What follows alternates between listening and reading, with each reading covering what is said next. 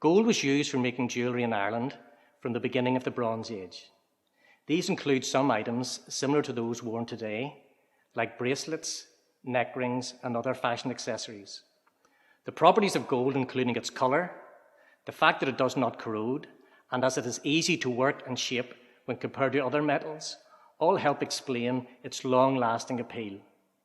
The following two objects from the later Bronze Age are intriguing examples of the goldsmith's art.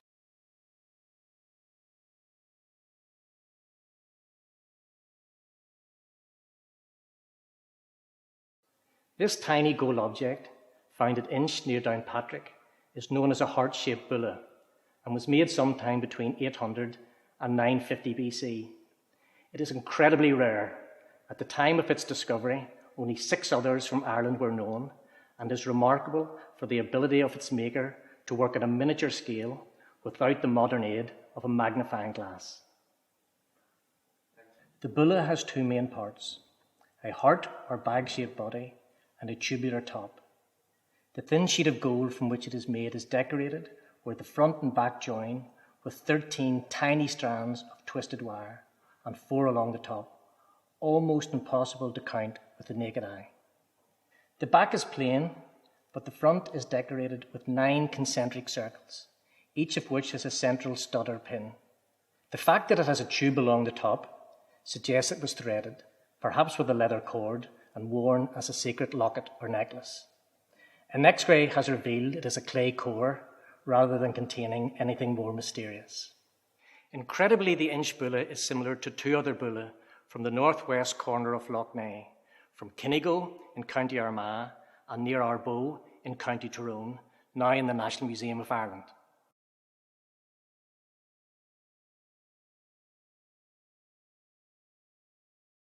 Although the Kinnigo and the Inch bullae are very similar in size, it is the Arboe bulla that is most similar to the one from Inch.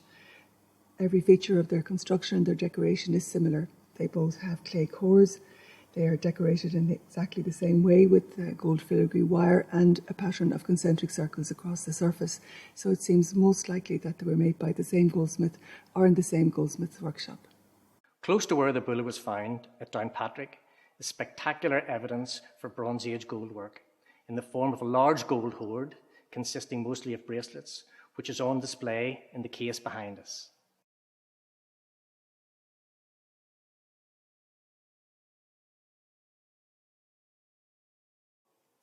This gold torque, found at Corrard, near the Belle Isle Estate in Upper Lough Erne, is one of the most spectacular single items of Bronze Age gold jewellery ever discovered in Ireland.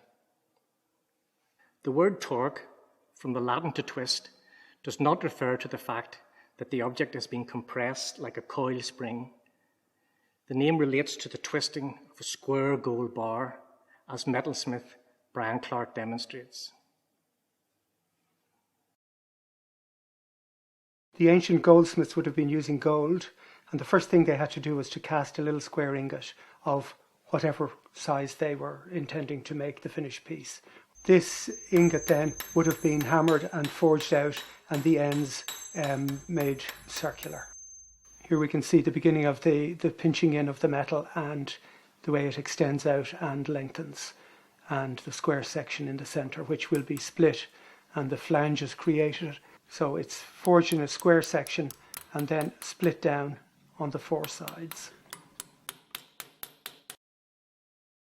It now becomes the stage where the actual item can become a torque and be twisted.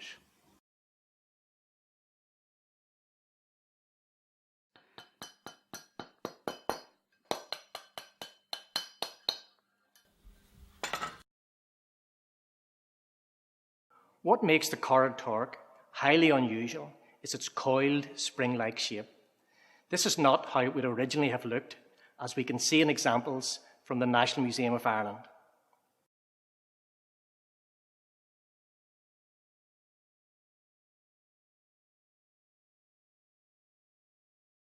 As far as we know, torques are circular hoops with interlocking terminals that worked like clasps on a necklace or a belt buckle so that they could be opened and closed. Unfortunately, no torque has been found with a skeleton, so we have to presume based on their size that they were worn either around the neck or around the waist. Remarkably, the Carror torque, when uncoiled, measures about 121 centimetres or 47 inches, so that it would have fitted around the waist of a very substantial person. Perhaps the reason for the coiling was to make the process of burial easier, and by sacrificing precious metalwork, people believed they were pleasing their gods, warding off evil, or bringing good luck. It may even be part of a burial without a body, and in that respect, the coiling was like a form of decommissioning, rendering it unwearable and no longer part of this world.